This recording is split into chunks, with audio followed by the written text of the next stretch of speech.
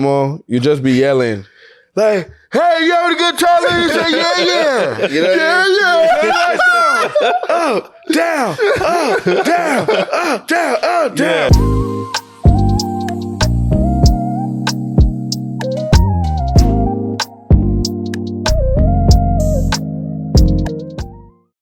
Welcome to the first episode of CurbTalks podcast. We're on the curb today. We brought her. Stand up, stretch, sit down. Let's get straight to it. For sure.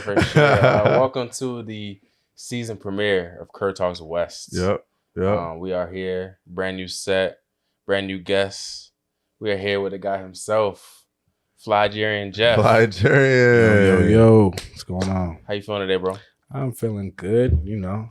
You're literally our first guest launching CurbTalks West. If you've been with us for the last, year, we did CurbTalks East, led by our amazing host Stat. Yes, sir. And now we're back with you guys with CurbTalks West. We're on the West Coast in the Bay Area with one of the most prominent Bay Area DJs, Afrobeats DJs, Yes. Jeff. We're here. We did here. What's going on? We did. You just fresh off a flight. You just fresh off a flight. Yes, I definitely am fresh off a flight. I'm tired as hell. Not only is Bay Area, this guy's international. Some people say they have motion. They say they have. This guy is constant motion. Yeah, I try. There's always more room for more, but I try. Now, when I landed in the Bay, I had a friend. We would go to his events, and he was like, "Yeah, like if you're in the Bay, you gotta stop by one of Jeff's events. Like he's definitely be holding it down for all the Africans in the Bay Area." So like, first off, I want to give you your flowers on that. Appreciate that. Like for holding it down. You're really one of the main DJs in the Bay Area, and we want to just dive into your story today. Really talk about like your journey as a DJ. How did you get into it? What made you want to start? Who are your inspirations? So I even like where does the story start for you? Damn. I mean, just getting into nightlife in general, I'd say like started like, back in like the day, like 2013 with like I was helping a lot of other people with their parties or their events, like trap soul, trap art. Yeah, little things like that back in the day. But that's before like you started DJing, or is that like way before I started DJing? For sure, before I started actually like getting like super serious about like Afrobeats. I started off more so hip hop. Like I'm raised off of like hip hop music. Everyone has a genre before they got into Afrobeat. Some people like house, pop, R&B.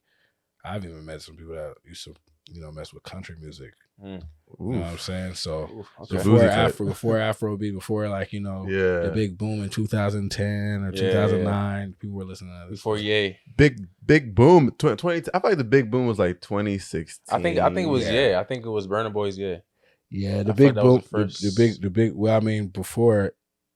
Because you had Afrobeats, but like it wasn't as big before Ye, I feel like. Like you had Fall, you had, you had the classics. But Fall was like 2019, no? What's Fall? Oh, yeah, you're right. Fall was like 2019. Before that, like... What was like I'm talking about like the OG African songs you hear. Collabo, Dami Duro. So you basically had like P Square, Davido, was it Flavor?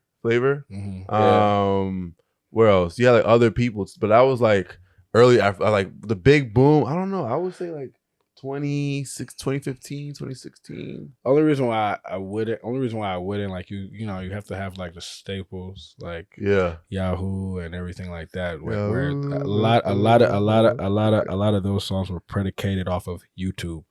Yeah, like YouTube really gave platforms where they were, because people weren't on Spotify or Apple Music wasn't really taking any kind of interest in it. So I will say the boom post, like we're talking about with social media, it would be the era, but But you're saying like before like social media became a huge factor, it was definitely like YouTube that was like we had hiccups of like viral songs, like Joanna went viral, If went viral, but the type of songs you would hear at the African parties. Honestly, if you really want to go in depth, like way before, we were listening to a lot of Congolese music, before like Afrobeats really started being more and more prominent. I feel that. But as far as virality, yeah, around that time is where, you know. Okay. And we definitely gonna get into Afrobeats as a whole, right? But before we do that, you mentioned how you were helping out with parties, right? What did that look like? Like when you're saying from helping out with parties to becoming a DJ, what were you doing before, and how did the DJ thing get started? Got it. So before that, I was, regular like hosting events, helping out. Like I'm talking like I feel like I have a respect for the industry because I started in every capacity I feel like possible. So whether it be hosting an event where giving me like giving me like 5 per person type collaborative help, or being an actual like VIP host. We used to have an event in the Bay Area called Invite Only, where I'm literally like just strictly like if you needed a table, pull up. Sometimes the Warriors players would come through, Drake's come through, Trey Songz. It was like an actual like hip hop event. And what year was this? Damn, this was like 2017, 18. I mean, ended in 2018, but 2016, 17, 18. So before the fall off of the Bay. Cause I haven't seen that. Yeah. I mean, before the fall off of Nightlife everywhere, right? So yeah, it was definitely. But I mean, some places nightlife is back. The Bay Area though is a different conversation. Depends on your definition of back. You know what I'm saying? Like in terms of how the whole nightlife scene. Like some people say nightlife died when sections got involved. You know what I'm saying? That's true. But I feel like when people talk like post COVID, right? Like post COVID, everyone took it. Like during COVID, everything took a hit. Then post COVID, people were trying to like regions were trying to get back together. I feel like some regions are more back than others, right? Like I feel like DC's cool, like New York, Houston, everywhere, Atlanta. You know what I'm saying? Everywhere's back, but the Bay's been like lagging for a little minute now. Which we get into that later though. But the Bay has a lot of different events though as well. I'll say like I feel like from what I've heard is that 2021, 2020, 2022, like there were a lot. It was a lot more stuff going on. I feel like this is kind of picking back up slowly but surely now. Yeah, this one I'm not being from the Bay. I came here 2024, so it's like I'm still I'm fresh. Yeah, I came here 2023. So our perspective is way different. So I want to know what you think in terms of not only. We'll start with nightlife in general, and then talk about nightlife in the Bay. How do you feel like that's kind of changed in your opinion? Nightlife in general or nightlife in the Bay? Both, but start with nightlife in general. Okay. I mean, well, let's start off like the infrastructure in general of like the nightlife scene. That from my perspective, like everyone has a whole bunch of perspectives, but me walking down the street, what I'm seeing, what I'm thinking in my mind is that I definitely seen a decline in the tourist attraction. Okay. Most of the places that we believe, in my opinion, have like a really like prominent, healthy nightlife. They also have a lot of people coming into town. That's true. For a lot of different reasons. That's true. Just our cousins down the street in LA, our mates, like somebody's always coming down to LA. Yeah. Even though they're also having their own nightlife like stunting right now, as far as venues closing down and as far as like different promoters and different people circling in and out of the industry, I would say at least people are coming in to be new people, right? Ours, a lot of our turnover rate is not like New York. Like New York, people are coming in, coming out, visiting. Yeah. How many times do your friends come in for the weekend to visit? Not one. I have one of my friends. I think I had a couple, maybe like at least offer. Yeah, I had a couple friends that offered, but like for you though, right? They came for you. For me, see, they're not coming for like to go and like. They're not coming. You see how he skipped over that? They're not coming. You see how he skipped? You didn't say a word. You say one helps. They're not coming to see the pyramids. You know what I mean? They're not like our pyramid is Golden Gate Bridge. It's one of the wonders of the world, right? Yeah. Not many people. Nobody's coming here, bro. For that, actually, right? we had did a pod at Play to Win. Shout out Play to Win. We did a pod there. 2 girls who came on the pod was like, yeah, we just came into town for like the weekend or something like that. It was cat, bro. They came out here because they were influencers for an event. But they didn't say that though. They was just like, oh, We just came out there. we just came out here. So we were shocked. Yeah. And you come, like, what do you doing in the Bay? Like, why are you coming to the Bay for? Great weekend to come to the Bay. People used to come out here a lot, like just before COVID, not just before COVID. At least people were coming to the Bay Area because it was like on the list, Right. like San Francisco was on the list. Yeah. You get what I'm saying? So now, everyone wants to go to places based on like the turn up, based on like the vibe. The people that travel now don't travel for the same, I think, reasons in state. It's like the Bay doesn't have that cachet, if you will. You know what I'm saying? The Bay has Cachet, such a funny word. lo and behold, the Bay has everything Right. that you need, but at the same time, who is the one like activating it is kind of like a question, right? That's yeah. So that's the only thing I'll say that changed. That changed how people come in. The better tech got from someone that's from here. Yeah. I would definitely say like you have to understand the better tech got. The iPhone 1, iPhone 2, iPhone 3, iPhone getting better. You start to see a dramatic change in like the atmosphere of the environment. Interesting. I've heard a lot like people say like the tech scene has caused a decline of the Bay. Like it just pushed a whole bunch of people out. So we've got to blame the nerds. Yeah. Yes. Gotta blame the tech bros. Yeah. Shame on you, tech bros. Yeah. I mean, tell me. Now, so our version of like coming into town is like, oh yeah, I'm here for an internship. I'll be gone maybe by August. That's summer though. Summer be probably a lot of you be in town. I'm like, oh, what do you do? Oh, I have an internship. I'm like, oh, okay, makes sense. Yeah, makes sense. Yeah, so I mean, it has its pros and cons. I feel like that's one of the biggest reasons people move to the Bay these days, like the tech scene. You know what I'm saying? That's the only reason you move to the Bay. Everywhere has its industry, right? Yeah. If someone's gonna go down to LA, they're either photographer, model, actor, musician, maybe YouTuber, podcaster, whatever. It's in that alignment. So you're gonna get the best of the best outgoing people. The best of the best. The people who are the all-star or want to be the all-star outgoing individuals who want to be on camera, who want to get pictures taken of them, they're going to go to Southern California. So if you do a party over there, if you fall on your face, you're going to have a whole bunch of cameras in your face. Everybody wants that content. Everyone's chasing the content. Yeah. You come here to the Bay Area, we have I feel like the all-star introverts. People that can tolerate being at home. People that can tolerate sitting for long hours. People that can tolerate being in like meetings for hours on end on Teams. On Teams. You know what I mean? Like me personally, my ADD will drive me crazy. I'll fall asleep. I can't do that. I'm more geared towards like what I just explained for the Southern California. So then you go, Chicago, you got people that are more into like politics or aspiring like, lawyers or, you know what I'm saying? Or you go to New York, people don't want to be more into government or more into like, it's just every finance. you know what I mean? Every industry builds a certain type of individual. And why does this matter, right? It does matter. It matters because it affects the nightlife. It affects the type of individuals that are coming out. Right. You go over to our parties, it's like, we might have a couple like great events where all different walks of life are coming through, or people that are from all different areas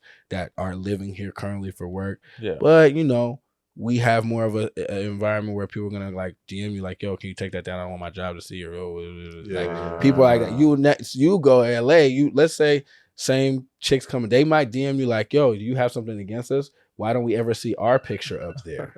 Completely different. You see how that works? So, that's just from my experience. Now, I don't want to like go too long-winded, but I started off doing that, and then I started bartending. I didn't want to say on that was I was having a conversation with some of my friends. I think we were having this conversation like just like what you said. Like each state has a different economy. We're like SF is tech. DC is like government. New York is like finance. New York is everything.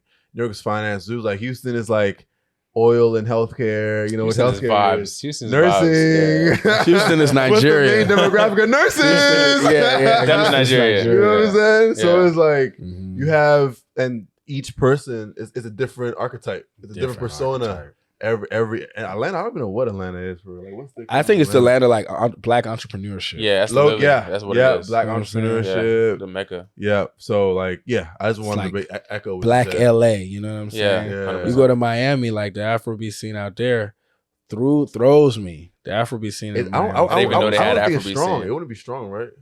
It's okay. Almost they try. You know what I mean? There are people out there that are definitely making moves. You know, shout out my guy Jason going crazy.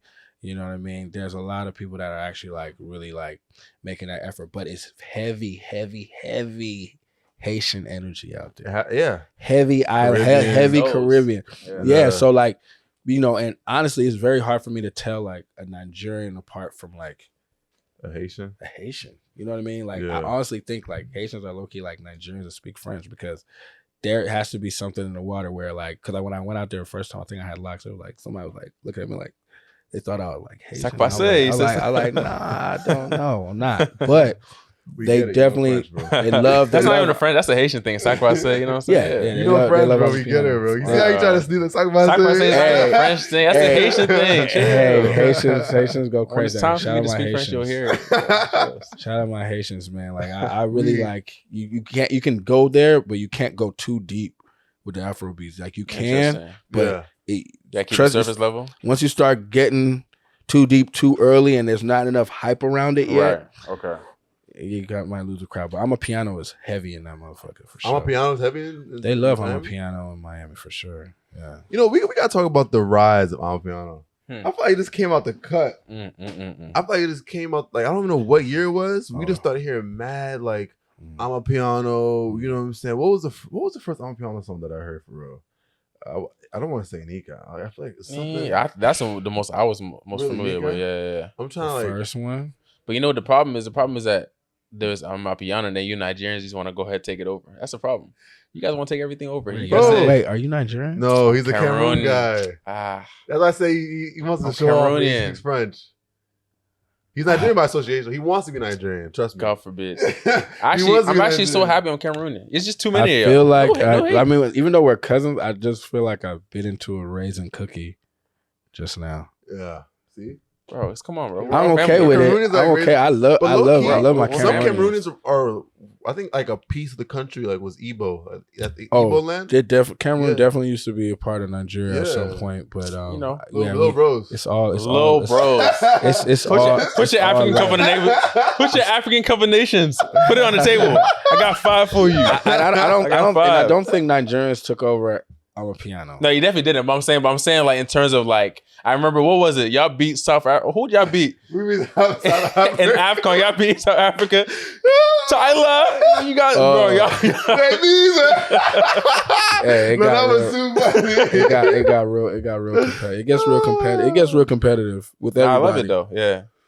Our piano. Niger Piano is going crazy for sure. I mean, there are artists that, you know, they definitely take the necessary, you know, instrumentals to make it have that Amapiano feel. I've seen, of course, DeVito do it a couple times. Shali Popey, like crazy. Ashake too. Ashake, like for sure. He's done amazing with that. Yeah, you know, so it's definitely had a good impact on just how we hear music. I mean, it's made things a lot slower.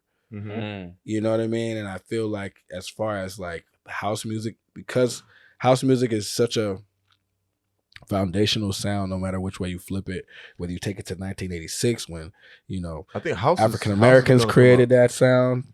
House is on the come up. I will say. House is on the come up. Yeah. House is music. Yeah, but like I'm just hearing a lot more house. I low key like I like a little bit of house. House is music. Expand on that. House is music, in my opinion, based off of like just a history foundationally, right? Came out in the mid to late 80s and Chicago, and it's been like the undertone to most hip hop music, early hip hop music, and of course different variations have come from house. Yeah. And then the history gets lost, but foundationally, like any other sound, a lot of times it comes from the real grit, underground, raw version of like black music. Right. So when I say foundationally, whenever it's like a certain instrumental takeaway, a sample, a lot of the time there's like a house undertone. Like when you hear pump up the jam, pump it up, that is house music. You know what I'm saying? So now when you take it to South Africa, how they've made their variation of it, you have to include you have to include all the, Kwaito, you have to include all these other variations, of different genres that's coming out of South Africa. So it was already coming. Like when you go and if you go and like look at what is it, the song Wololo, which is a home record. I think they even play that in the Black Panther movie. Not that that matters, but that's where that's when it hit me. I'm like, oh, they're catching on to that sound. Okay, right. Then during COVID, when you hear about Beyonce going over there and like actually collabing with certain artists, I'm like, oh, okay, this is actually like moving, because I had an epiphany in Nigeria in 2015 when, Olamide's song Bobo was popping. Wow. Yeah, Sierra out there was a vibe. It was interesting. So, I mean, like, I wanted, like, I really want to dive into kind of like the how music has kind of progressed, right? At least how you've seen music progress, right? So, obviously, being like, 24, like you said, before that big boom of Afrobeats, right? And even you as a DJ, and kind of transition to that. I actually want to go even deeper into that story, right? So, like you said, you're doing events, things like that. First of all, so you feel like you always had it in you to be life of the party, like involved in parties, all right? Or what made you like even get into that space in the first place? For Afrobeats, it was more of like I felt like there needed to be a space for us to like listen to our music and be ourselves without. Okay. I had a moment where it was a last straw for me. Like for me at the time, 2017, I was going through like a rough patch, fork in the road, wasn't really sure what I wanted to be on. And at the same time, outside of what I wanted to be on, I was just really like dealing with a whole bunch of other, issues. So if you're dealing with a whole bunch of other like psychological issues, as far as like emotionally, you're not trying to hear 21 Savage in the club, you know what I mean? Like, and mind you, honestly, if I can really go back to a time musically for hip hop, because I'm not dissing hip hop at all whatsoever. That 2017 era of music, I came on to Brett Fires, Dirty Sprite was going crazy, Kodak Black had some shit coming out. You just had a hope. It was like a little pocket of great music. But at the time, I'm not feeling well. Feel me? So hearing that at its peak was really like messing with me. And then one day I came home, I just got done bartending, and I turned on YouTube, and I think a Mr. Easy song came on, and then next thing you know, a Runtown song came on, and before I know it, I'm going down this rabbit hole of just like vibes. Okay. That took me away from whatever the hell I was thinking about negatively previous. Interesting. And I'm like, damn. I like this music, but I think it's bigger than me just being Nigerian. You know what I'm saying? I think it's just because like eclectically it's doing what Afrobeat does. Afrobeats doesn't just sit there with one genre. Afrobeats, it has its hands out. It's like, pick one. What you want? Pop music? Boom, I got you. An Afrobeat version of that. Oh, you want R&B? Boom, I got you. An Afrobeats version of that. Oh, you want house? What's up? You know what I mean? Yeah. Oh, you want some trap? Kind of.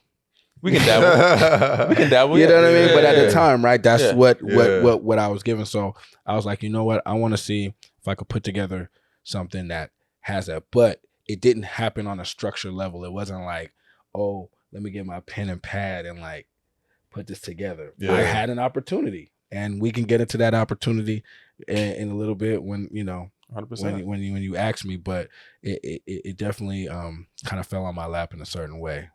Wow, that's beautiful. I've never heard Afrobeats explained in that way, right?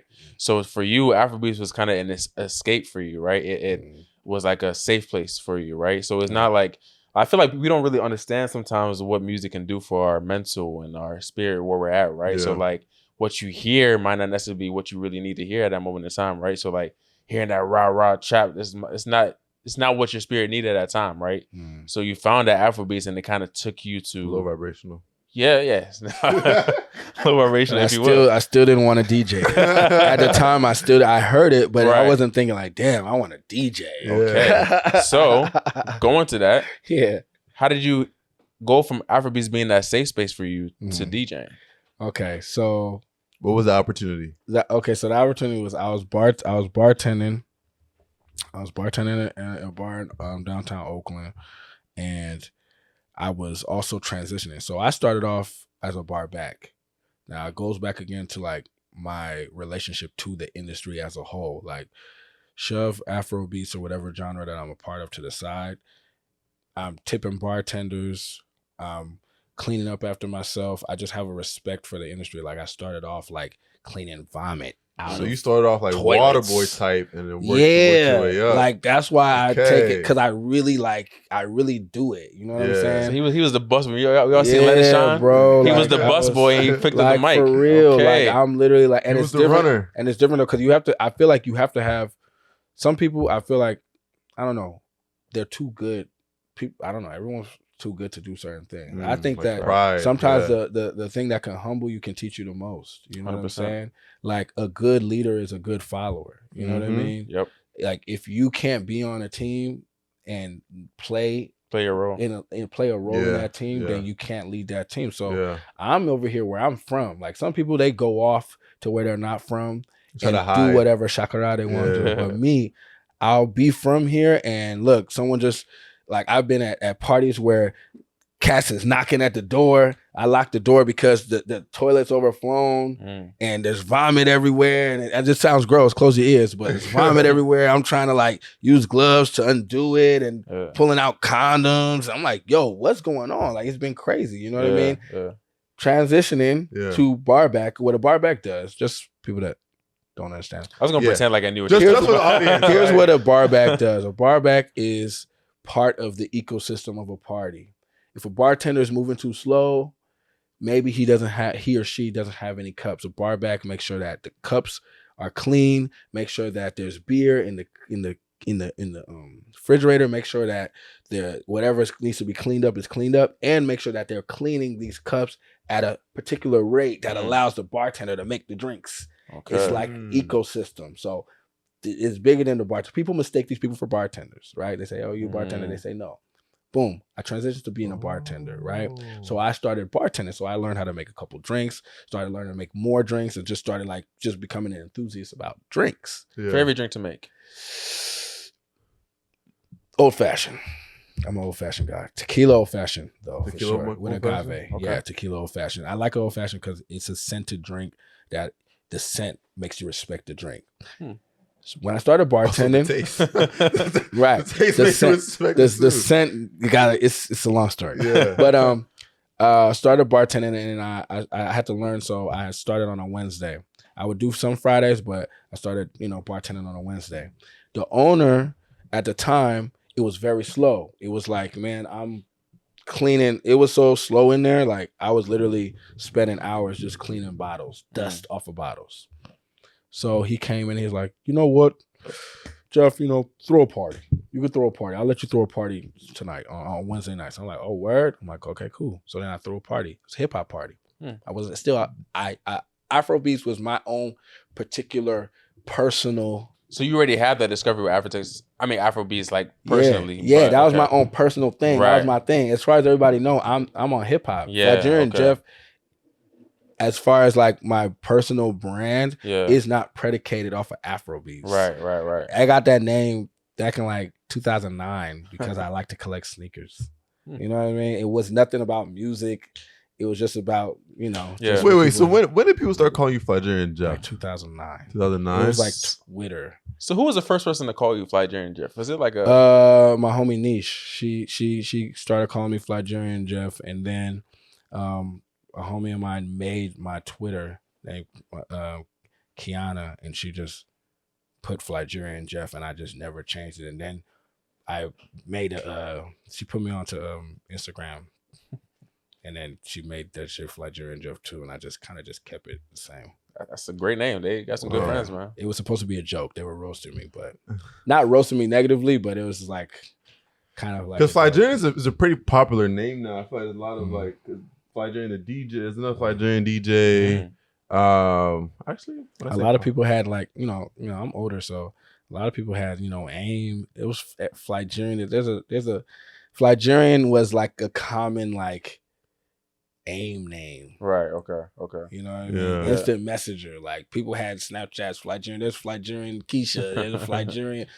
I think there's a restaurant in the UK called the Flygerians, if I'm not mistaken. That's Really? So that's yeah, tough. you know, I always had this thing like no thought is an original thought. It's just all That's about true. who's gonna do it. The stupidest one is gonna do it. The Who person does that it the doesn't- biggest? The person that doesn't Not even think the most. Some people think too much. You know what I Mhm. mean? They think about how it's gonna work, how it's not gonna work, how it may fail, how they just Yeah. think too much. They got all these theories on Yeah. how it might work and not work. Yeah. While the person who's like not necessarily as smart and thorough as you, he's on his fifth mistake with that idea. Right. But he's progressing. He's But he's- progressing. He's on yeah. his fifth mistake, sixth mistake. So Yeah. I have this. I don't know. I have this theory that like thoughts and ideas is like move from like one person to the next person. Like, yeah. and God is almost saying like, okay, like, who's gonna do it first, right? Because like if God doesn't use you, He's gonna use someone else. Oh, 100%. Always like God. That's how He moves. You know, like 100%. one person's yes, another person's no. Like one person knows, another person yes. So it's like everyone's gonna keep. He's gonna keep moving it on until someone actually has the courage to do Yeah. it. Like there's blessings for everybody, but you can just be sitting around and letting your blessing pass you by. You know what I'm saying? for sure. So obviously you didn't. They gave you an opportunity to throw a party. Oh, You threw a party. that first party was horrible. Fuck. Damn. When I think about that party, because I threw it was a hip hop party and it was cool. Like I wasn't bartending, I hired a DJ. I mean, sorry, not bartending. I wasn't DJing. I had hired a DJ and I was bartending. The whole situation was I invite people, it's party smacking, and I'm bartending. I'm the only bartender. I'm bartending. Okay. People know me, but I'm bartending it. All right. Again, the DJ thing is not part of the menu, Right. right? A fight break out. I'm like, yo, what the fuck? They start fight. I don't know. Someone start beefing. Girl in the middle of it. I don't know what it was, but the music helps with that. You know what I mean? Ooh. That you could play only a couple Sada Baby songs till shit. Yeah. They're crazy. And at the Yeah. time, he had just came out. He was hottest. They playing, you know, I don't know what ended up happening. So I cut the music off and I go and break up the fight. So I have enough influence to like cut that out because it's still my party, but I didn't like that. I didn't see any longevity in that. So I go back to the drawing board. So I go back home, I'm laying in bed, I'm thinking, I'm like, damn, man, what could I like call this party and what's the concept I want to go with? I take a shower. I have most of my best thoughts in the shower. Yeah. I'm on the toilet, you know, like TMI. I'm just thinking like, man, what's it? And then boom, it hits me. It just hits me. I call my partner real quick. Like I call my partner Osagi. I'm like, yo, I got a name. He's like, okay, what's the name? Because he's the one that's creating like the, you know, email and everything and the flyers at the time. I want to call it No Wahala Wednesdays. The other party was Wahala, problems. Wahala means problems. Wahala means problems. I want This it to is be the birth of no No Wahala. problem. Exactly. I want it to be Okay, no interesting. problems Wednesdays. So you've seen that problem. I don't want this anymore. Yeah. No Wahala. Yeah. Okay. Because I'm still doing hip hop on Sundays. Right. The invite only party. And there's always like, you know, some fights, some let out is hella nasty. I'm used to that. I'm not against it. To me, sometimes it could be fun. Ratchet fun is always fun, but I'm against it in my own business. So I called it No Wahala Wednesdays. Okay. Shout out to creating a team for that, built that, and I was bartending still that party. So now people are coming to Afrobeats, and objectively, I was like, okay, well, what does the brand go on? I'm like, shit, I'm Nigerian, but like, you know, I think about like my origin story and the whole Biafran War, and you know, parents living in America and how that happened and why we're split up, why Nigerians are all over. You know what I'm saying? And I didn't want to get too Niger centered personally because I felt like I just know too many different types of Africans for it to just be all about us. And knowing that there's music everywhere like that, I wanted something that all Africans could kind of go to.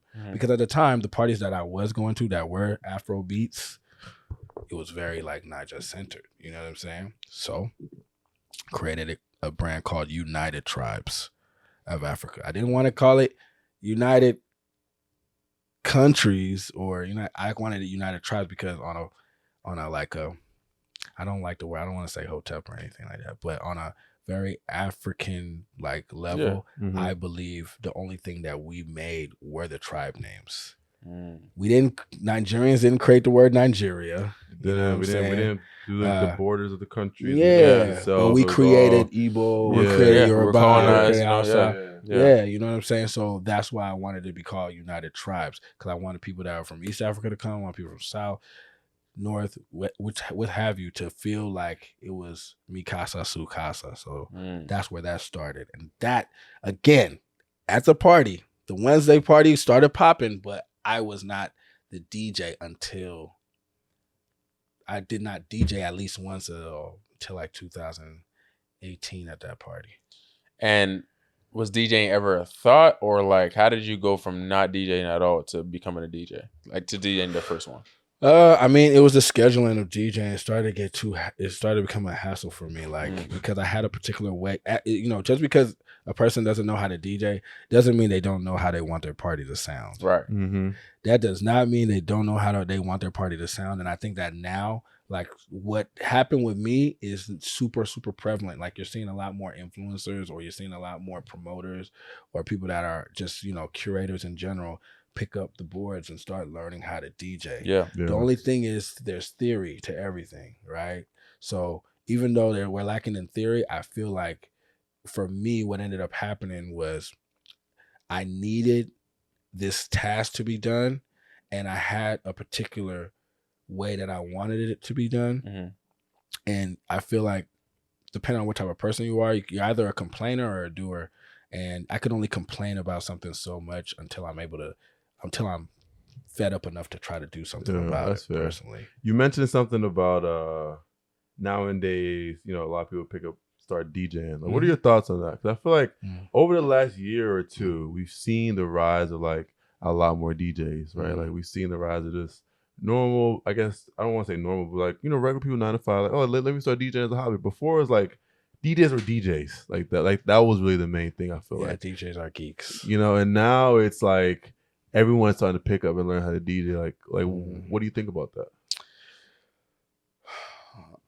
I think I have respect for people that are willing to learn how to DJ, baseline at least, because that tells me that this person puts their money where their mouth is. You know what I mean? It's not easy to control the sound of a party mentally, so I respect that, right? What I do probably have a problem with is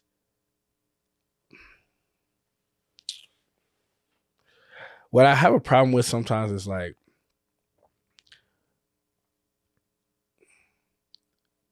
the culture around like, okay, I don't like the clout chasing aspect of the DJing. Okay. So let's talk about that. I look at it like this, like there's DJing in your room, like by yourself, learning how to DJ, and then there's actually DJing for a crowd of people. Those are two different elements, right? And there's DJing where you're DJing, and then there's DJing when we're DJing. There's a different and a lot of these theories are lost on a lot of the DJs, because a lot of the DJs that are new tend to kind of get this like Kobe Bryant, early Kobe, old Kobe. Not talking about shoot new, first. wise. Not talking about later in his career, wise Kobe, where he realizes about the team. It's like, man, I'm Kobe Bryant and I'm going for me, and you beefing with Shaq type shit. You know what I'm saying? So they'll get up there, and sometimes once they put that camera up there, I'm like, this man finna burn through every record possible. And he gonna burn through every record at 11 o'clock. We would hear everything. Like if Nokia just came out, we gonna play Nokia. We gonna play Killer Boo at 10:30. You know, all the hits. That man gonna go crazy. He like he gonna warm it up. So a lot of people don't understand the concept. You know what I mean? They want to play basketball, but they don't want to understand the theory of it. They don't want to understand. They want to be a doctor, but they just studied and read and memorized all of just memorized everything about being a doctor, but have never opened anyone up. They've never done residency. They've never practiced nothing. They just get up there, and the people that are hiring them to be doctors at this hospital are hiring them because they're part of the same fraternity. They're hiring them because they know the same people. Yeah. They have Same a lot circles. of followers. The social concept of this person, the social credentials is outweighing if this person can do the job. So now it's a recur. So now we get so now we get a ripple effect. Everybody's on TikTok. They don't know who to blame. Yeah. Oh, this brand is so everyone's DJing the same. Everyone's doing this, and then the person get up, and then now we're including like gender bias. Like, oh, you should let the girlies DJ because only girls can. Nobody's got a special brain than anybody. They don't have two heads. It's just all about, is this person a mature DJ or not? Because I've met some girls that can DJ me under the bridge. Yeah. Some guys that can DJ me under the bridge. And sometimes it's just that they have more experience. You know what I'm saying? More hours, more time put in the game, right? More like respect for it. Yeah. That's more cachet. Cachet. So like if I'm DJing with you guys, even if let's say conceptually, let's say I'm better than you guys. Let's say hypothetically speaking, right? But it's not about me being better. I'm positioned. I'm opening, kind of like a relay race. Yeah, you know what I'm saying? Where I'm not sure if I remember this, but if out of 3 people or 4 people in a relay race, where does the fastest person go? It's typically the anchor, right? Or is it it's the first person and the anchor? Yeah, you were more of the chaperone. Yeah. So you would have you would have the first person who's like, you have the 2 fast people. One of them would be the first person to kick it off. So you get a good lead, right? Then you kind of put like the they're all still fast. Yeah. But then you kind of put like the people that are like, okay, they're not the fastest, but they're still fast. Second and third. Okay. Right. Then you put the next second, the fastest person at the end, so that they could, if there's any lead that was lost, they could regain it back. Okay. Or keep the lead. You know? So you would put basically, so I guess in terms of DJing, right, you would probably put the strongest person to open, let's get the attention of the people, and let's put another strongest person to close, so we close out the night. And then kind of put still solid contenders in the middle. In that sense. Is that how it would work in a DJ? Like, does that translate? Or like, how would it be what do you think? That definitely translate if all 3 of us are strong DJs. Okay. If all 3 of us are literally like, you could end up closing. If we put you to close, you'll shut it down. Yeah. Put you to close, you'll shut it down. Put me to close, we'll shut it down. Then that's because we all conceptually know how to like hold back and give enough. Yeah. Meaning if we're all DJing an Afrobeat event, right? Let's say I'm opening. Yeah. Right. Okay, I'm opening.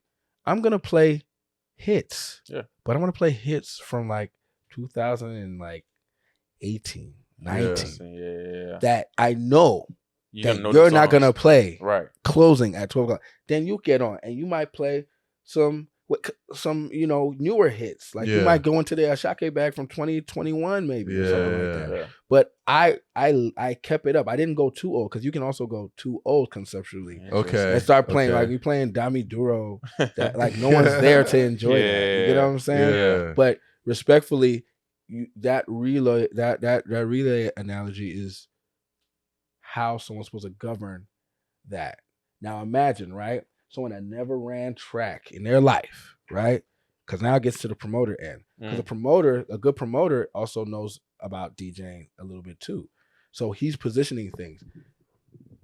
But now because of like social media and how marketing goes, you want to position now the most popular person. Yeah. Social at currency. The end. Yeah. Because who's bringing the most, people. So if you have a great recipe, 3 strong DJs that know their place. Yeah. Meaning like, I know I'm opening, so I'm not going to go too crazy. I'm going to go crazy, but I'm not going to go crazy with the titles of songs. And you're doing a mid, so you're going crazy enough because you recognize the crowd is filling up. And then you're doing a close. So it's all on you. Yeah. We're like, we left you these joints. Yeah. Because we're playing for the party. We're not playing for ourselves. Right. But a lot of people feel like without these particular songs, these what's it called? These Infinity Stones. Yeah. Or these 5 songs that like gotta get played. Then that means your set ain't gonna it can hit. Right. It can hit. You know what I'm saying? That's a great perspective. Because it's like you like I then like you gotta save me Escaladizi. Like let me get Escaladizi Y'all get this, you know what I'm saying? Got that, but you got everybody can't hog because once you play it once, it's like you gotta be careful.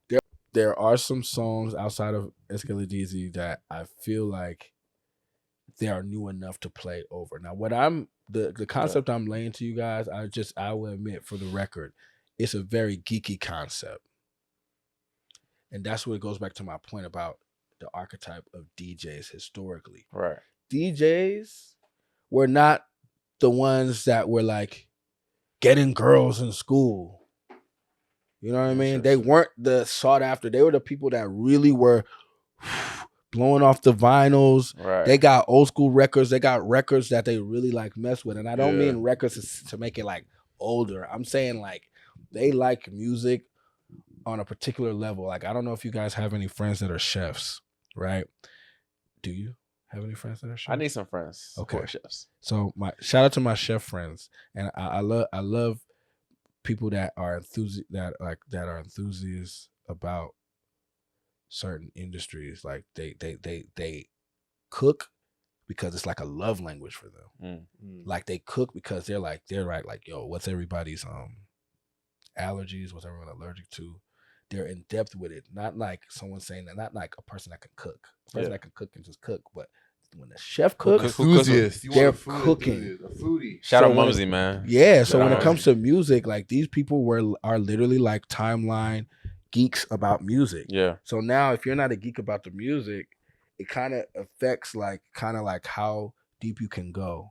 Interesting. If that makes sense. So you're saying it takes a certain level of love for the music, for the craft, in order to really be able to dive deep, right? So somebody could like the craft, put their 10,000 hours in, but it's not going to be as powerful as somebody who has that deep love for the craft. Yeah, everyone's reasoning is going to affect how far they go in life. Interesting. Bro. Yeah. Like at the end of the day, if you like something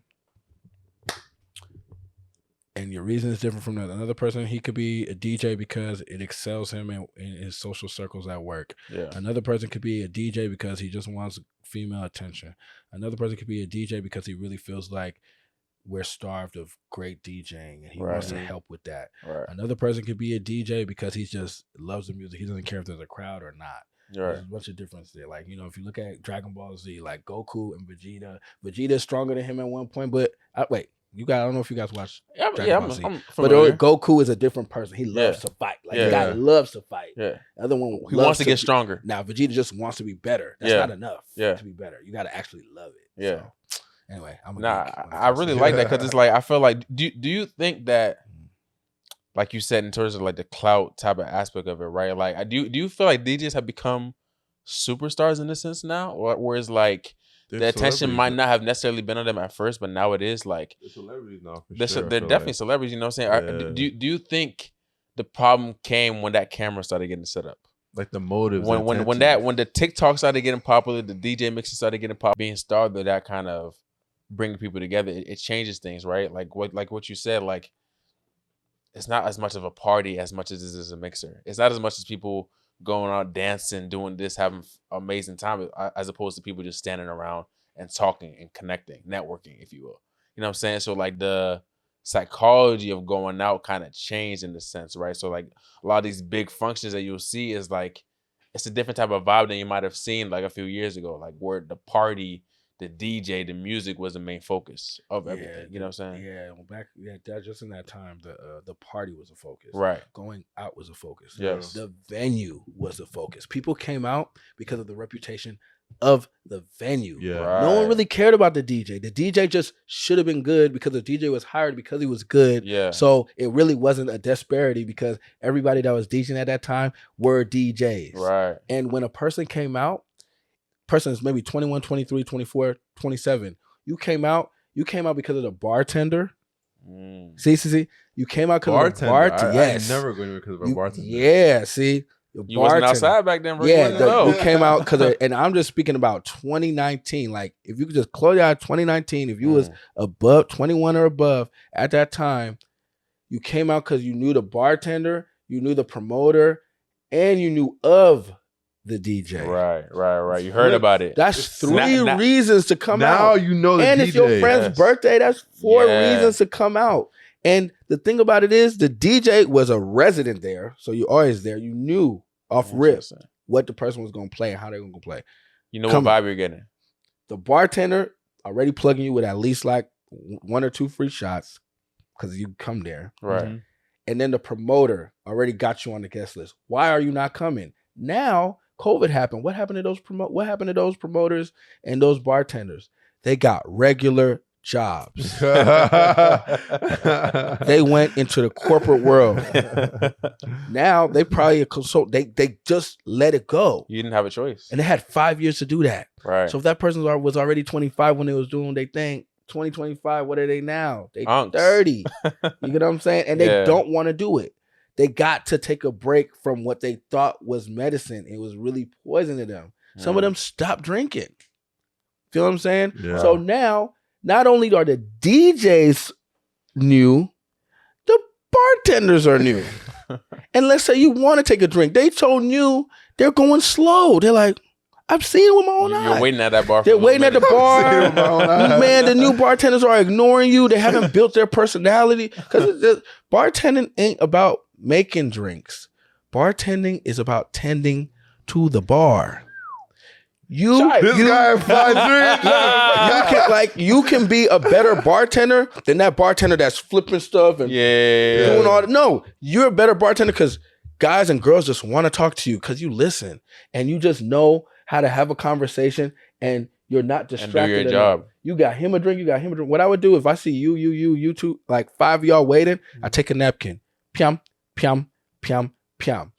No matter how long I take, you're not going to get mad because you know I saw you. You know you're getting your drink eventually. Because you're there. You know what I'm saying? See the psychology. You know, we did. So that's the thing that I feel like it's an art form that's lost all around because like I explained before, even if it's a bar back, it's an ecosystem. Right. The bottle girls got to be fast. That means when the bottles are finished, clean up the table. You realize that so that you can buy more bottles because if you date with your mates and the tables are there, you tell them upside down. You finish all of the Casamigos, all of the 1942s, the Glass Azules. Psychologically, you won't think of buying more bottles. But these girls will go to that table over there, go to that table over there, keep these guys waiting. While your mates should be cleaning up the tables. Make them feel like, damn, we need more bottles. We need some more motion. Bring more bottles. That is psychological warfare. Everybody's new. That's crazy. That actually makes sense. That makes perfect sense. If we're having a good time and I see, damn, we got 5 bottles. We're wilding. But you see nothing on the table? You see nothing or you see one after the other? I'm like, because after like 3 bottles, you're not going to remember, we ain't had 2 other bottles. We're like, oh, it's clear. Let's get another bottle. Let's say you brought 3 more girls. Let's say you guys finished you toasted. Hey, congratulations on the new job. Congratulations on graduation. Happy birthday. You finished it. It's only 17 shots to finish a bottle. Yeah. 17 shots. Wow. Oh, I didn't know if you pour them correctly. Okay. Now, some girls, maybe Chinere, Ngozi, Funke, everyone, they want to come and drink with you. Yeah. Alcohol is not there. No, and you're looking for the bottle girl to get more bottles. Over time, you might start dancing. She'll go and get another drink. It's already finished. The opportunity for the experience. If I had just started going out in 2023, 2024, I wouldn't be dancing either. I wouldn't be having a good time either. Sheesh. Because I'm coming into an industry that's starting from scratch. Everyone's a freshman. The DJ's new. The bartender's new. And I'm new. So now the bartenders are mad at me because I have not developed a culture on knowing how to tip. People don't tip because they don't know how to tip. You give the person $7 change and they keep it all. Give the $2 now. Like, what's going on? They don't understand how to tip. People don't understand how to tip. Everything is different. Like the bottle girls, the focus, they have to be bad. Yeah. Not good at their job. They have to be bad. You know what I'm saying? Like it's different. The ecosystem is different. Wow. So it's deeper than just DJs playing the right music. The DJ will be playing from here to tomorrow. If everything else is crumbling around you, your drinks you're not getting, the bottles you're not getting, everything is just shakara, you will not have a good time, bro. You're gonna notice. It's just You know what I'm saying? I mean, it's a fact. Because I mean, look, you can go out with your friends, go out, get a session, everything cool. But if the person handling your session messes up your order, says you didn't pay for it, got you looking crazy, or we paid for it. Everybody's looking. Oh, they ain't pay for it. They say, look at them looking crazy. This guy's doing mathematics, bro. On the whole game right now, bro. It's crazy the way you're putting it together right now. Like it really is. It's changed, right? Like nowadays you can sell a party by just putting 4 of the best DJs you know. Not necessarily. They might not even have to be the best. They just have to have the most social currency, most cachet. Yes, you put those 4 people on that flyer. Oh, he going. All my friends gonna be going too. Let me go to that party, and that's what brings the whole party together. I love the recipe, right? But the issue that I'm speaking about to add it will not be solved until the game matures. 5 years from now, 3 years from now, these issues will not be an issue. The people that are complaining, oh, it's all about bottle service. I never met one person that can afford bottle service complaining about bottle service. It's only the people that can't afford it. It's only the people that can't afford it, because if you can afford it, it will be Dirty December in the US. Dirty December is popping because cats is popping. Over there, they spend their money like you understand? They're not complaining about anything. Now, I'm not saying that you go to bottle service is the best deal. Yeah. It's not a great definitely deal. not a best deal. It's not even a good deal. You know what I'm saying? I'm not at all saying that if you don't pop bottles that you're not having a good time. I'm not saying that, you know, you have to dance, because some people are having a great time in their head. It's great, you know. But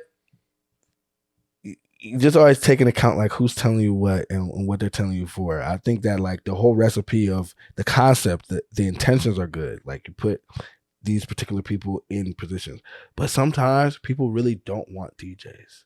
They really, if they could choose maybe one DJ to just DJ for 5 hours, the best one that they like, right? DJ 5 hours, and make the other DJs with name to just be hosts or promoters, they would do that. Wow. You know, it's so crazy. Have you ever been to Park in DC? No, I've heard of it though. That's why Park is so great. That's why Park is so great. On Sundays, I don't even know DJs. Who DJs at Park? No one knows. Nobody knows. Wow. Bottomless mimosas, bottomless food. You don't. That's what people worried about. 4 floors. Yes. Chatting with. Wow. Jeff, you actually unlocked the code. The Da Vinci Code has been unlocked. See what I'm saying? I actually heard about Park. It's kind of crazy too. Wow. Wait. So Jeff, we have all this science. We have the theories. Where's the practicality? The Bay is suffering, guys. We have it all in your head. What's going on? The other issue, respectfully, some of these owners are just owners because they have the money. See, it's just an asset to them. You know, I understand it's great to not work in your job. Let your job not work in your business. To not work in your business. Like allow your business to just do its thing. But I feel like if you're gonna own a club, you have to be ready and you have to love outdoor going out, like parties, well enough to build an atmosphere for your business. So from the top, from the head already, it's shaky. The love is not there from because the top. If you think about the Bay, because again, this is all, I'm mainly only speaking particularly about the Bay. The Bay Area is unique in a sense where, like some other places, it's very promoter driven. Okay. Meaning, if you go to a club in the Bay, sometimes if the place does not have what I'm talking about as far as like having its own reputation, its own brand, you go one day, it's Bollywood night. You go one day, it's reggaeton night. You go one day, it's Afrobeats. You go one day, it's house. How can you look? If Drake raps about a song, if Drake raps about what's a place he's rap like, you know, live on Miami. Or, live on Friday, live on Saturday, club live. Trust me, if we go there, it'll be just like how he described it. Right. Yeah. There's a culture that you can attach to it. The Bay, like Drake cannot rap about a venue in the Bay and it'll be exactly how it is in his song. You'll be like, yeah, I met Sheila at, I'm not gonna name drop. I met Sheila at club blah blah blah. You know they was playing T Grizzly and playing da da da da. You go to that same club off the plane. It's dugga dugga da. It's different. Baila. Not that I love reggaeton, but where's the music that Drake was talking about? You get what I'm saying? Yeah. It's not like that here. Everyone got their own different crowd. Yeah. Until like, cause my dad he owned a spot called Caribbean in Oakland like 96. So my dad owned the spot. He used to. I was a kid at the time, didn't even know until like older that he was also in nightlife in some kind of capacity. You know what I'm saying? And he had his built around dancehall. Bear, close your eyes. You just know they're gonna go play dancehall. There is no place. You have to know what night. So if you want to be tapped in, if you want to be tapped in the Bay, you got to ask particular people. So because of that concept that I'm telling you, right now, what does that make you think about? Where are the DJs going? See, it's not by force. It's by common sense. You want reggaeton, and you know that club sometimes does it, you're going to follow not the club, the DJ. Interesting. Yeah. You want Afro beats? Oh, but Jeff threw a party at blah, blah, blah club, and it was Afro beats, but I'm here. Your friends will be calling you like, yo, you gave me this recommendation. They're playing something else. Like, what's going on? I can't feel it. Like, you heard it in the back of, you know what I mean? Yeah. Tonight's gonna be a good. He's like, yo, like they're not playing Afro beats. Hello? Hello? Yeah. You start following the DJ. Because wherever he's at, I'll go. Yeah, wherever he's at. Yeah. Where are you at tonight? People just text, I'll be in Canada.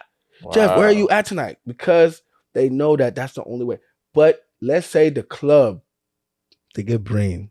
And they study the market particularly. Or maybe the people that have a really good brand decide to open up a club. Because infrastructure, I'm not going to say it's easy to open. Like, the Bay Area is the most expensive place in the world. So the overhead is crazy. There's a lot of different situations and whatever. But let's say that happened. Then, it will work out. Because everybody knows what they can go there, expect that vibe, right? So, and that's actually such a fact because I'll even have, if a friend comes and visits or whatever the case is, where somebody's like, so I'm about to come to the Bay Area, what we about to do? I can't reliably say, we about to go to this place at this night because I might say, let's go here tonight. And it's reggae night, it's dancehall night. It's a different completely vibe than what I'm aware of, right? But if a certain event group throws a function, I know what to expect. For example, DC, bro, you go to Society, you go to, what's that joint? Coyotes, Afrobeat. You know you can hear your Afrobeats, you're good. You go to St. Eve's, you go to this place, you're going to hear your hip hop, you're going to hear your trap, you're going to hear what you want to hear because that's what we do every Friday, every Saturday, because that's the culture. But if I'm going to them places every single time, it's like, why? A random friend can't just fly in one weekend.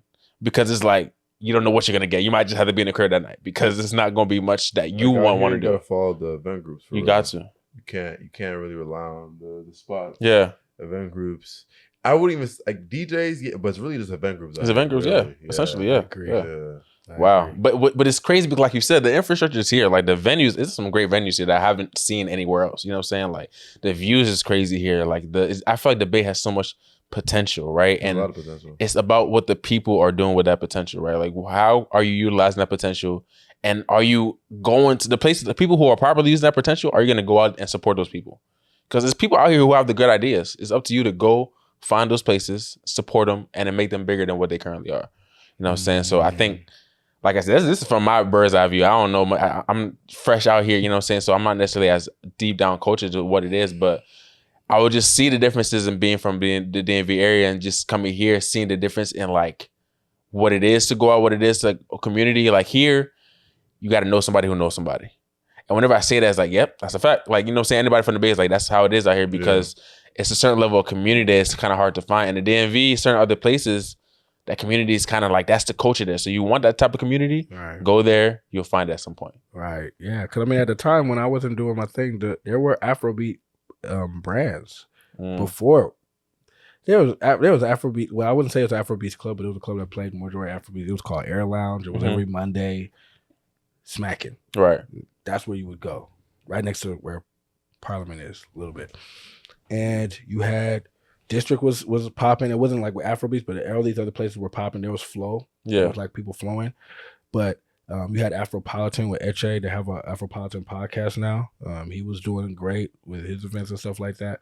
But I think for mine, I more so started to deviate and focus. Afropolitan's in the Bay? It was based out of the Bay. Really? Oh, wow. Afropolitan. Mm-hmm. Huh. Afropolitan parties. There's Afropolitan podcast now with Eche. Yeah, the Afropolitan podcast is based out the Bay. That man know how to party, man. Really? Yeah, that guy's a partier for sure. Oh, I never he threw great parties. Wow. But like, I wanted to bring the bottle service atmosphere that I was used to with hip hop into the Afrobeat scene. And I wanted to make it more diverse on an African level. Yeah. Right. That's what I wanted, and I wanted to make which you 100% accomplished. Like, you know what I'm saying? Like, we definitely know exactly what to expect. Like, just doing the function. Like, you know what type of people to expect. You know the vibes. You know what I'm saying? There's a certain culture attached to it, right? So like, I definitely want to give you flowers in terms of like letting you know that you've done a great job in terms of like you're bringing that vision to life. Like, that safe haven that Afrobeats have brought you, bring that to bring other people out here. You know what I'm saying? To be able to enjoy, like, bro. Right, the uncles can come enjoy out here, bro. Man. Anybody can come enjoy. You know what I'm saying? Like, there's a vibe for everybody. You know what I'm saying? So, and I got a game for you, right? Because you seem to have a certain mindset when it comes to how do I approach different things, right? The mathematics of it, right? So we're gonna test that out, right? We're gonna throw you a couple of dilemmas. All right. You're an event thrower. We're gonna throw you a couple of dilemmas, and I want to know. How you will handle each one of these scenarios. All right. So, number one, the party is packed, the DJ's killing it, and suddenly the power cuts off mid-set. What do you do in those next 30 seconds? The power cuts off mid-set. Completely off, yeah. It just stops. The music is no music. Mm-hmm. No music. Like, what do you shit. All right. The lights cut off. I definitely tell everybody put their flash on. Yeah, just have everybody put their flash on. Okay. And I'm gonna start beatboxing. and MCing. Okay. You know Okay. You have to start beatboxing. Yeah. Or damn, and you said in the sound cuts off. Yeah, because the power's off. Yeah. No music. Man, that no music still can work for a little bit. For a little bit. Like, it entertains people for a little bit. Yeah. Honestly, I mean, shit, the power's off. Party's low key over for real. There's nothing we can do, guys. I'm not gonna hold you. Like, you can only do, like, only thing that would make that shit lit is like it turned off and we kind of like stalled. Yeah, and then it comes back on. Because it happened to me in Nigeria. Yeah. You know what I mean? What did you do to stall then? Like, what did you do? What happened? Omo, you just be yelling. Like, hey, you having a good time? And you say, yeah. You know what I mean? Down. Finito. You know what I mean? But you can't do that. I mean, it's just different there. Like, in other places, like Nigeria, for example, they really respect the DJ and the MC. They do. Yeah. Like, in Nigeria, the irony of DJing in Nigeria, they play everything. Mm-hmm. They don't just play Afrobeats. They play Afrobeats. Of course, you know that. Yeah. But they play everything. The best DJ is the one that can play everything and then bring you back to Afrobeats in a particular way. You get what I'm saying? Okay. The ones up there, like out here, you want to know what happens out here the minute you deviate, start playing something else at an Afrobeat party? Hey, are you going to play more Afrobeats? No. You played one song. Put the phone out. Why are you Can you play Terminator? Even someone that just started listening to Afrobeats, they're like, can you play you'll see YE. Like, Jesus. Yeah. Did you see that clip with this girl? So she's at a party and this guy's playing a song. And she's like, can you play Odile? Hey. The guy's like, I'm playing Odile right now. That's really wild. All you know is London Summer. You don't know it's real. It's like, what? Right. Yeah. Right. So okay, do you like requests? When people give you requests, do you like that? I don't. Okay, so here's what a request come. No, I don't really like it. No, the answer is no. But it's only because it gives me the impression that you're not having a good time or I didn't do a good job. Okay. You know what I'm saying? Okay. Or I'm not doing a good job. Yeah. Even if you start off with saying, hey, you're doing a great job. but you're doing a great job. Or I just like, it's just like, let me do my thing. Yeah, and a lot of times they're going to tell me a song that I'm going to play already. But I will say this, it's very informative. I love requests because it tells me what's on your mind, what's going on. Okay. And I love requests because it tells me like what should be played. So if I don't got it, I'll make sure I do have it. Okay. So it depends on how you take it. Like I like requests. So it kind of gives you a temperature of the crowd. Yeah. Before it's said, I just walk up to people. I'll be like, yo, what do you want to hear right now? Okay. If I know I'm about to go up, I'm like, yo, what song's on your mind? Like, some people be like, well, I don't know. The DJ's doing a good job. Good answer. Oh. Or I go to someone's like, oh, okay, I really wish they would play that new Chris Brown. I'm like, okay, that's so finding a way to play, figure that out. Yeah. But people will tell you. Okay. What's the next scenario? Let's do it. So the main act cancels 2 hours before doors open. What is your strategy to save the night? The main act is the act a DJ or the actor? Let's say it's a DJ. Let's say it's a artist who's about to come through. He might not be a headliner. He cancels 2 hours before. Like the person who you put on that flyer, he cancels. Wahala, no Wahala Wednesdays. He cancels 2 hours before his, I guess, appearance or something like that. Shit. One, if it's crazy. Like, if it's like a super hard, get prepared to do. You begin sending, what's it called? Refunds. You just keep the party going. I think in situations like that, you just gotta keep the party going. You gotta keep it going. But expect you cancel? No. You keep the party going. The music keep playing. You gotta be prepared for some people for some requests. Yeah, the person just does a no-show. You know, the person just doesn't know. They've happened before. You already know how you're gonna they broke the contract. The TikTok's gonna be crazy. Yeah, the TikTok's gonna be crazy. Yeah, I went to Jeff's party. You're supposed to be there. I'm telling you. I'm telling you. They lied to me. And the lines are so long. Oh man. We had VIP tickets. Oh we waited in line for an hour. The security guard touched me. Can you believe it? He told me to move aside. A little too hard. Yeah, I'll tell you, everyone will be a victim. What are your thoughts on these newfound party reviewers? Geez. Everybody who feels like they have a voice to say something on TikTok. Oh man, I mean, yeah, it's definitely. I think it's definitely insightful, but I feel bad for the. Promoters because they really. I'm feeling so bad. It's like this shit is happening around. In their mind, they had a great time. Through a great event. In their mind, we had to be packed it up. If you look at the recap, we had lines around the corner. If you look at the recap, you see. You know what I'm saying? But like this one person waited in the bathroom line too long. Somebody threw up on this person.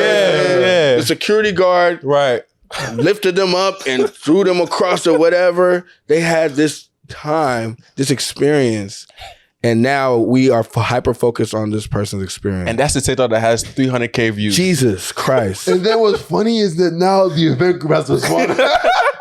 They're in the comments fighting for their lives. Man, we weren't going to talk about this, but we must address. We must address it. You know what I mean? We're sorry. It's not an art control. It's a venue. It's the same answer. Scapegoatism. You know what I mean? It's the same answer. We're gonna give you guys refunds. We're processing refunds as we speak. What happened next time? But please come out to our next event. You gotta treat it like you gotta do like the IRS. You know what I mean? The IRS, so funny. They don't come out and clear nothing up. Yeah, that's a fact. Because one or two things are gonna happen. One, you know you're gonna forget about it. Two, if they go clearing it up, it's gonna make it believe. It's gonna put validation on the accusation. Yeah, now it's real. So it's like, so you would say, if you're in an event group that happens to you, don't even say nothing. Like just let it. Let the party says, look, you're already not fulfilling one part of the contract that someone got for like signing up with you. Yeah. The party says the least you can do, because Fela Kuti is not coming to your party anymore, right? The least you can do, if it says it starts from 10 o'clock and ends at 4 a.m. or 2 a.m., let it end at 2 a.m. Yeah. You do not get up on there. Hello? I just want to say, hey, Don't panic, but don't panic. He will not be coming today. He will not be appearing. I'm sorry. I know they do that in the movies. Right. I don't know why they do that in the movies. Like, why would someone shut it?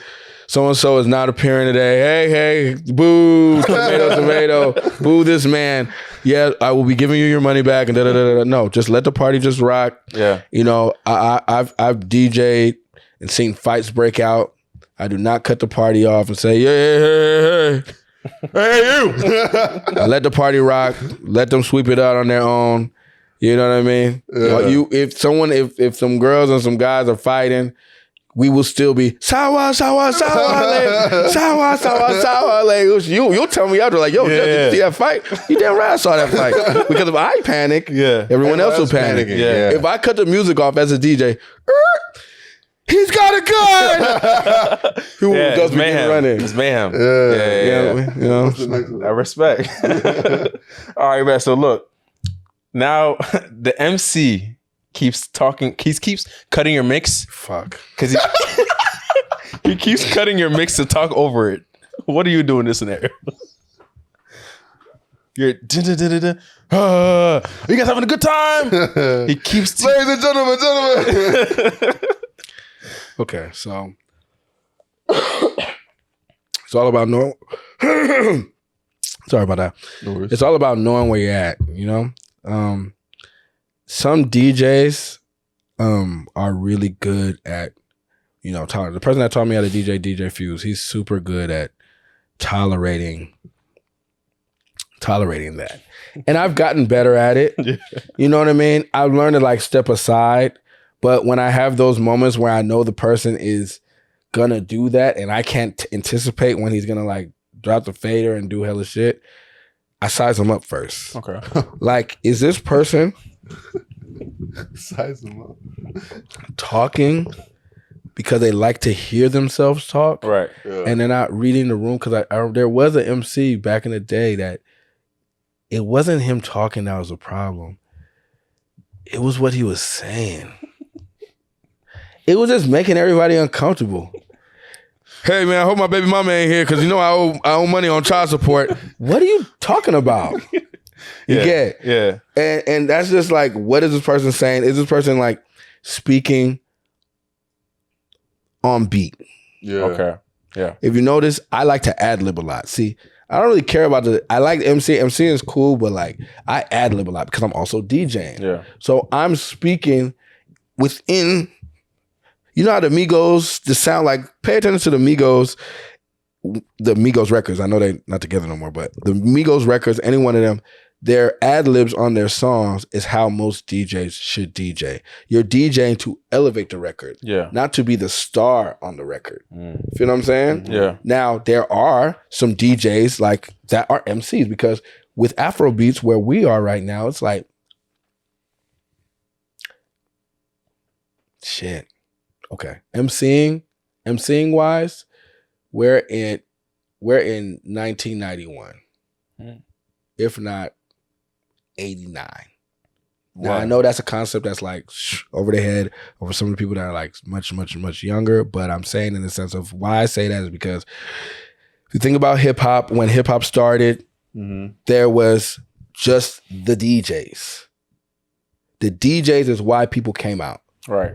Back in the day, you got Grandmaster Flash, you got all these DJs that started everything. Started everything. Yeah. Then the MC came into play, and the MC was rapping on the house beat or the beat that was just going. Right. So now what you're seeing with Afrobeats is like, yeah, we know how to DJ, but now you're seeing an element of like where the DJ go like, we'll just drop the fader and say, what goes around comes around, but your girlfriend, she they fuck around. What goes around comes around, but your girlfriend, she they fuck around. I say A, B, C, D, E, F, G. That's my nigga. That's my G. A, B, C, D, E, F, G. That's my nigga. That's my G.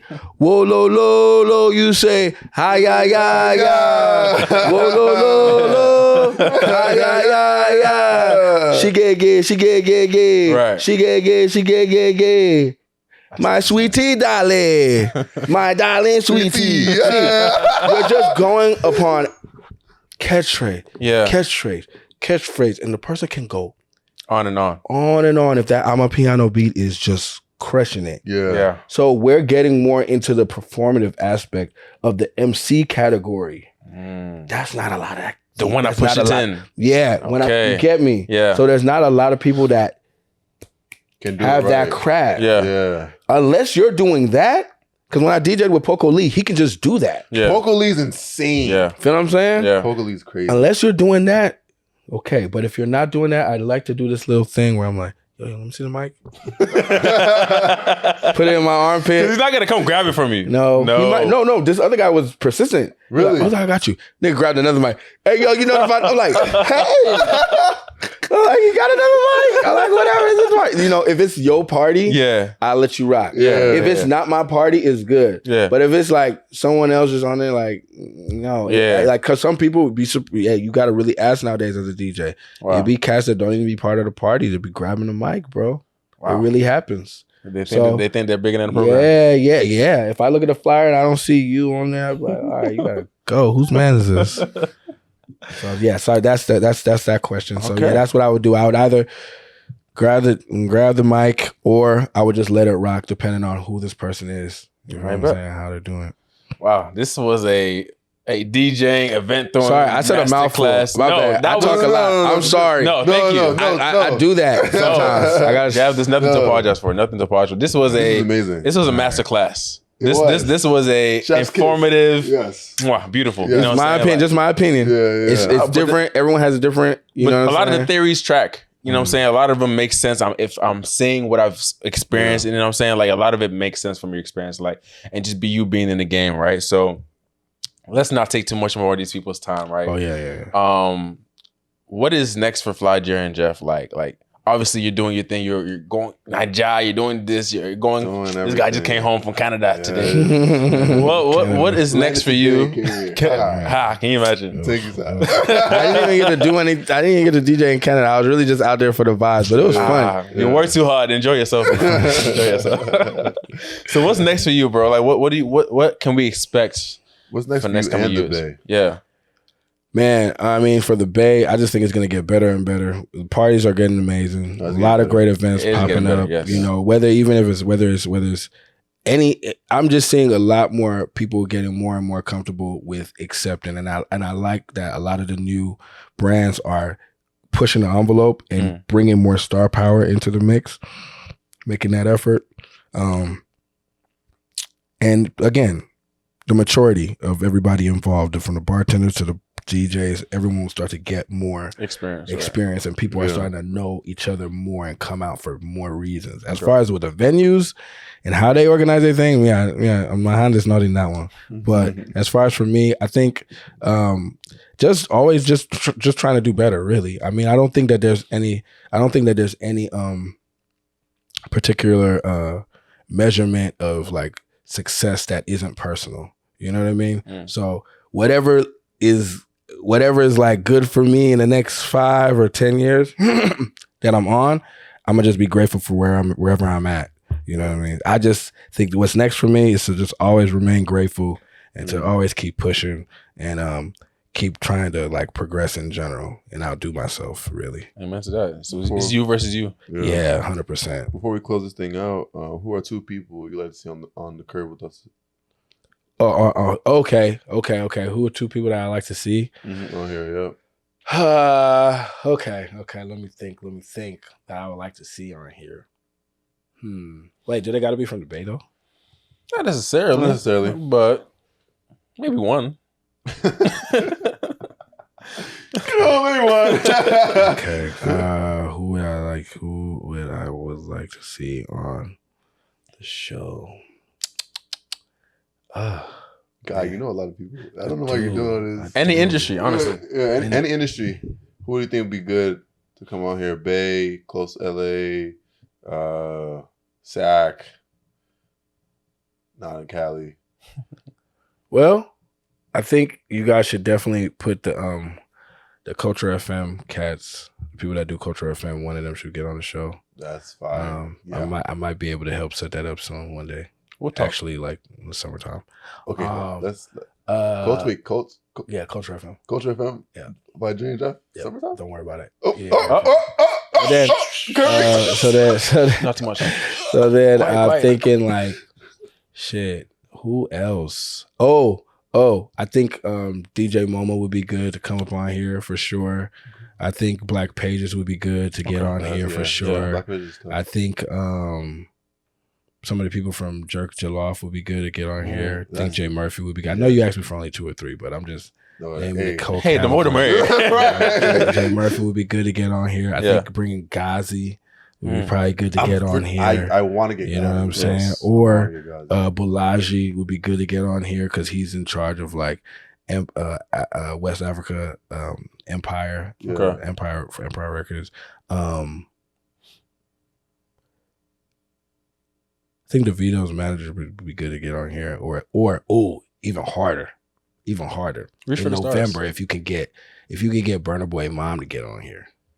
Hey, what? Burna Boy, she's amazing. I just want to know her story personally. Yeah, like a dead ass, because she's gonna be in here in November. So just want to know. So did we also say that you have to help us get all these people that? No, you didn't. Okay. It was in the fine print. You didn't read it. My standards are different. These are the people I want to see. These are the people that are out tuning like, whoa.